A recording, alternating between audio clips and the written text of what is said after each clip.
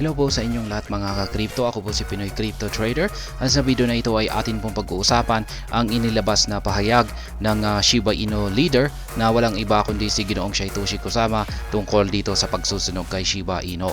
Kung saan ay sinabi po niya na 99% na ng Shiba Inu ay yung 99% na pagsusunog dito kay Shiba Inu ay hindi raw po imposible. Kaya ayan, bago po tayo magpatuloy ay nais ko lamang po munang bigyang linaw ang aking disclaimer kung saan ang nilalaman po ng video na ito ay hindi po ito isang financial advice. For education and information purposes lamang po ang layunin nito. Maliban po dito ay nais ko na rin pong magbigay babala na wala pong kahit anumang group chat ang Pinoy Crypto Trader. Ayan, the lead developer of the Shiba Inu ecosystem has argued that eliminating 99.9% of Shiba Inu circulating supply is not impossible. Ayan, napakaganda po ng kanyang pananaw dito na pwede raw po nating sunugin yung 99.9% ng circulating supply ni Shiba Inu. Ibig sabihin ang matitira lamang po siguro ay 0.01. Yan, yung matitira. Yan, or 0.1 yung matitira na lamang. Kaya kung pag nangyari yan ay talagang may kakayahan si Shiba Inu na sumabog at akyatin ang mga ambitious price targets natin dyan. In a recent tweet, Satoshi Kusama, the enigmatic leader of the Shiba Inu development team, expressed that bringing Shiba Inu's current circulating supply to 0.1% of its size is a vision that can materialize. Kaya yan, kung masusunog po yung 99.9% na Shiba Inu token, ay ang tanging matitira na lamang ay 0.1%. At ayon po kay Ginoong Satoshi Kusama, ay napaka-posible po ito na makamit ng Shiba Inu. This bold declaration comes amid an exchange with Shiba Inu critic. The context of the conversation was Shibarium's soaring positive metric with transaction reaching new counts of 150 million transaction. Ayan na po yung umaabot na po rito. Higit na po sa 150 million yung transaction count ng Shibarium. Kaya hindi po maiwasan na may magsilabasan yung mga kritiko. Yan, para siraan ang Shibarium. Amid the development, the Shiba Inu critic sarcastically asked Kusama to burn 99.9% of SHIB tokens, likely with the fees accrued from the Shibarium transactions. The critic went on to add that such a hypothetical scenario cannot be a reality because according to him, Shiba Inu is a trash. Kaya yan, ang tindi po ng critic na ito.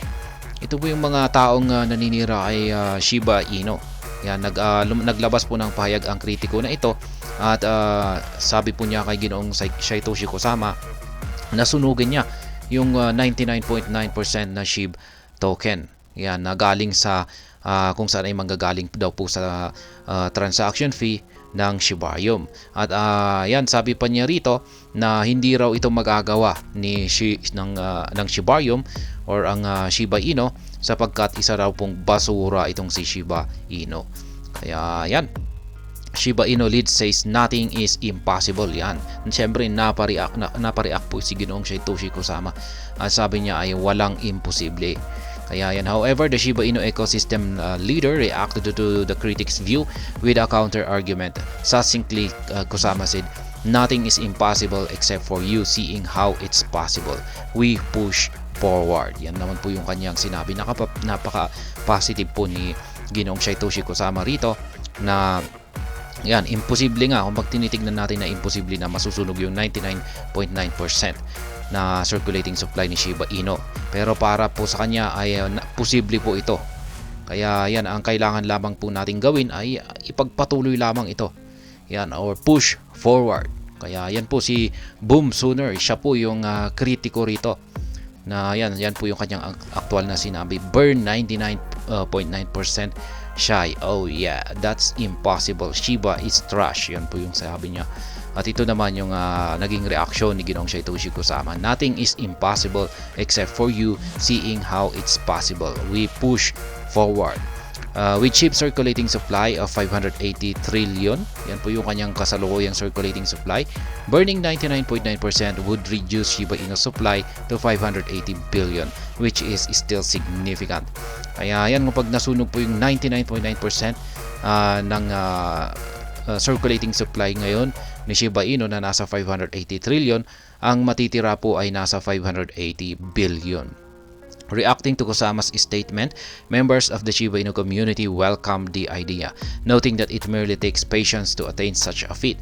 Raul Valadez Reyes, a US-based Shiba Inu enthusiast, remarked, "Patiently waiting for Satoshi Kusama. Can't wait to see trillions of SHIB burn one day, and then everyone in the SHIB army will be happy." Kaya yan, syempre, nagustuhan naman po ng Shiba Inu community ang inilabas na statement dito ni Ginoong Satoshi Kusama, na kakailanganin lamang makakamit po talaga ang 99.9% na pagsusunog dito kay Shiba Inu, kung saan ay kailangan lamang po natin ay patience.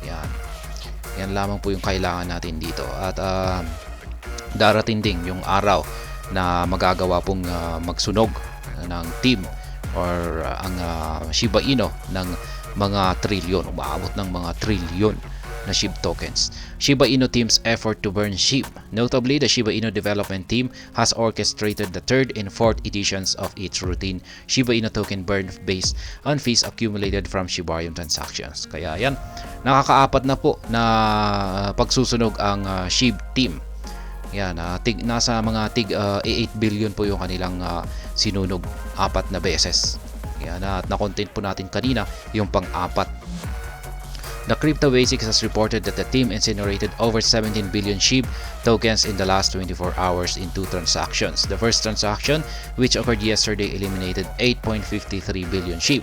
Meanwhile, in less than 23 hours, another 8.47 billion SHIB was burned. Kaya yan, ito po yung isa nagawang pagsusunog nitong dalawang beses po nitong nakalipas na 24 oras. Tig 8 billion, nasa tig 8 billion na SHIB tokens. Kaya ito po yung pangatlo at saka pang-4 na pagsusunog. As a result, the Shiba Inu team has burned a whooping 33.8 billion SHIB tokens in this month. Kaya yan na po yung kabuuan na nasunog na amount ng Shiba Inu tokens sa loob ng buwan na ito. Sa tingin ko ay tuloy-tuloy pa yan. Hanggang next year po yan. At ayan, hanggang dito na lamang po tayo sa video na ito. Sana po ay inyong nagustuhan ang aking paliwanag dito. Kung inyo po itong nagustuhan ay pakiclick lamang po ang like button nito. Para naman po sa mga bago lamang dito, kayo po ay aking inaanyayahan para mag-subscribe. Pakiclick na rin po ang bell icon nito dahil ito po ang siyang magsisilbing notification nito sa mga bago kong videos na akin pong ina-upload sa aking YouTube channel na ito. Marami pong salamat sa panunood. Ingat po tayo lagi at God bless po sa ating lahat.